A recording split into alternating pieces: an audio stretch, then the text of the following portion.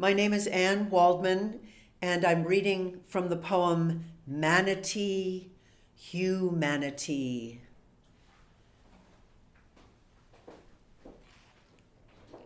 In the ritual, they said, cast your lot in here. In the ritual, you were meant to be a protector. You were meant to be a progenitor. You were meant to rise from waves. Mother, mother, Om Manatee Hum, Om Humanity Hum. The manatee is found in shallow, slow-moving rivers. The manatee moves in estuaries, moves in saltwater bays. The manatee, in moving, moves gently.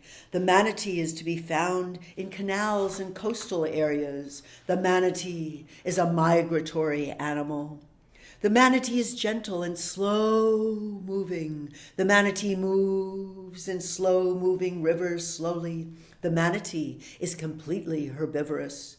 The West Indian manatee has no natural enemies. The manatee has no natural enemies, but unnatural man. The manatee is constantly threatened by man unnaturally, man with his boats and plastic and attitude.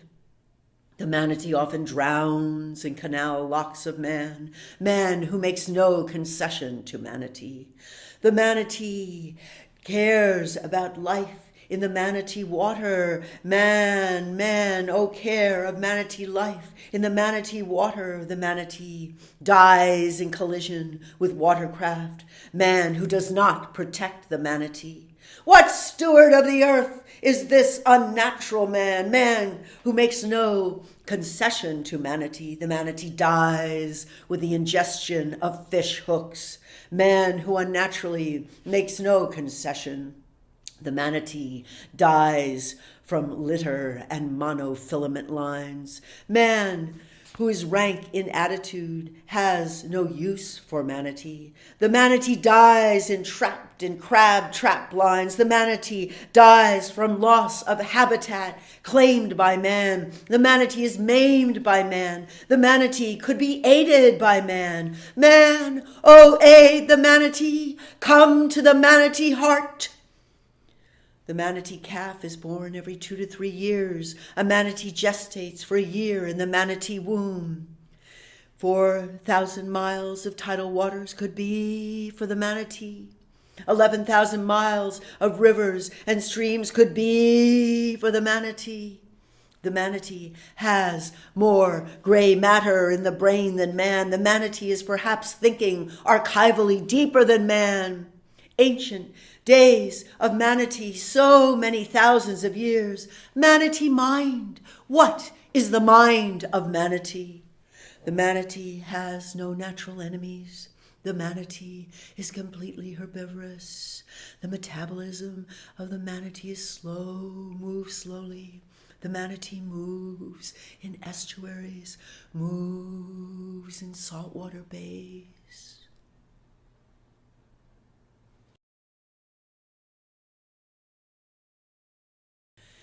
Actually, it was an encounter with a manatee, which is a creature, ancient order of being, going back probably 60 million years. Closest relative is the elephant, and it's a sea cow, and in some terminology. The word manatee comes from the word Manatoo, which is a Caribbean word, Taino-Indian word meaning breast. The manatee are, as you've heard in the poem, these creatures who are herbivorous, have more gray matter in the brain than man. They're known to be very empathetic and playful and interested in man, actually, and resemble the dolphin and the seal and the porpoise. So they're of that kind of water creature, mammals.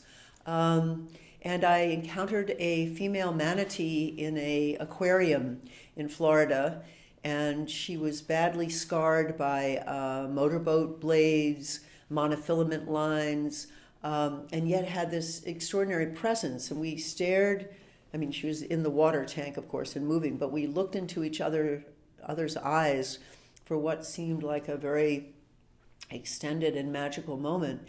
And I felt her greater empathy for me in a way, which was interesting. There was some real recognition of something to do with our common cause or ground in this, strange suffering world that we're in.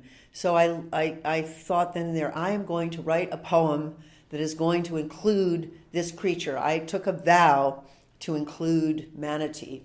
And so it became a kind of, research project, a documentary project. It's actually a whole book called Manatee Humanity. It investigates some of the lore. There's a story of drunken sailors seeing these sea creatures come up with seaweed on their hair and calling them mermaids. So there's a lot of mermaid lore. There's the sense of some accounts in the index in the back, which includes sightings of manatee and an encounter with a manatee. I worked with dreams. I worked with a sort of ritual practice that involves a 3-day ritual where I visualized the manatee as a kind of Buddha. And it took over my writing life for a while. It's over 100 pages. I tend to write in these long poem forms. So it's a hybrid meditation, which always comes back to the form of the manatee. And I was also interested in language that included this sort of sense of moving slowly and water, and my own interest in non-human elementals, as I call them, these creatures that we share our planet with, who are endangered. The manatee is an endangered species, and it was affected during the BP oil spill. It doesn't do well with that kind of environmental damage, and is very sensitive and needs a certain kind of environment. And I saw more manatee recently in Florida. Their populations have been diminished, but there's also, I think, an effort to sustain their life, and there are many people who care about the life of this very interesting form that's not useful to us. We don't eat manatee. We don't use them for blubber. They're not going to make interesting coats like seal fur and so on. I mean, who would want to do that to any creature at this point? And I became fascinated with the mantra, this sense of a mantra, manatee, humanity, trying to investigate, what it is to be human, but what is it to be in relation? What is it to have the rhythms and energy of this, slow-moving creature? And it seemed when I had that encounter with the manatee, she was trying to communicate something. So the only way I could even get a little closer to what that might be was through poetry. And sometimes poetry is the only skill we have, language we have for some of these magical encounters.